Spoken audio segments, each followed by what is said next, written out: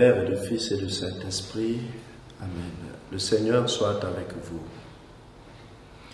Viens en nous, Esprit Saint, enrichis-nous de tes dons. Renforce-nous dans l'amour, la foi et l'espérance. Garde notre esprit et notre cœur éveillés au rappel de l'Évangile. Amen. Le Seigneur soit avec vous. Évangile de Jésus-Christ selon saint Jean. Il y avait un homme, un pharisien nommé Nicodème.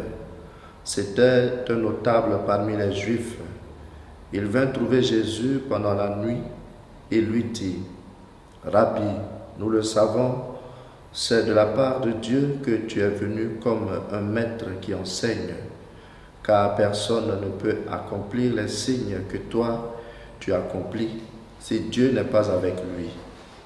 Jésus lui répondit: Amen, amen, je te le dis, à moins de naître d'en haut, on ne peut voir le royaume de Dieu.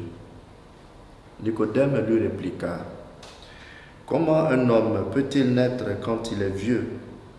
Peut-il entrer une deuxième fois dans le sein de sa mère et renaître?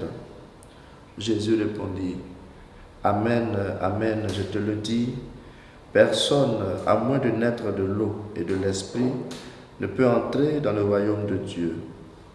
Ce qui est né de la chair est chair, ce qui est né de l'esprit est esprit. Ne sois pas étonné si je t'ai dit, il vous faut naître d'en haut. Le vent souffle où il veut, tu entends sa voix, mais tu ne sais ni d'où il vient, ni où il va.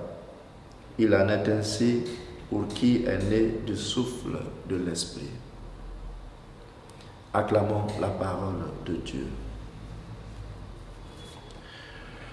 Frères et sœurs en Christ, l'évangile de ce lundi nous introduit dans le premier grand dialogue de Jésus dans l'évangile de Saint Jean, qui raconte la visite du notable, la visite nocturne du notable juif et pharisien Nicodème à Jésus.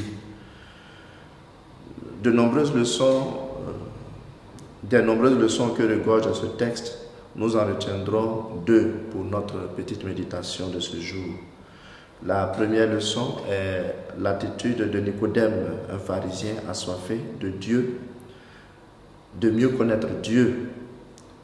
Et dans sa quête de Dieu, il vient voir Jésus, mais la nuit, c'est-à-dire en cachette.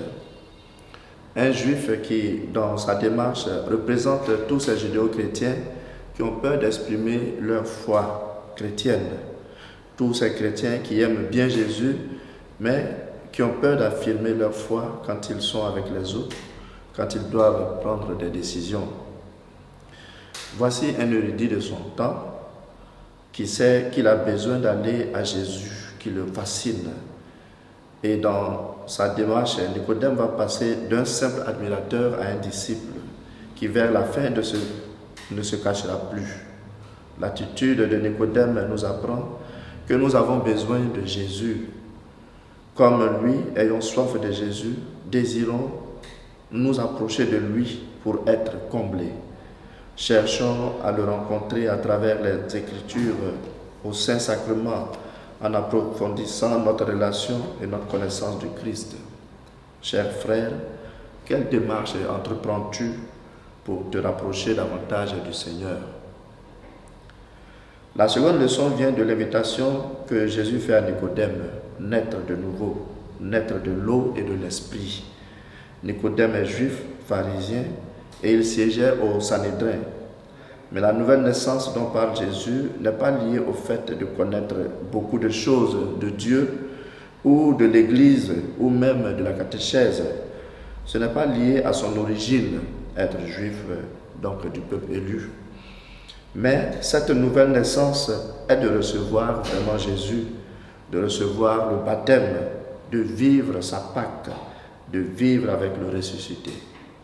Frères et sœurs en Christ, en ce temps de Pâques, cherchons à nous approcher de Jésus comme Nicodème et vivons pleinement notre baptême pour être des hommes et des femmes nouveaux.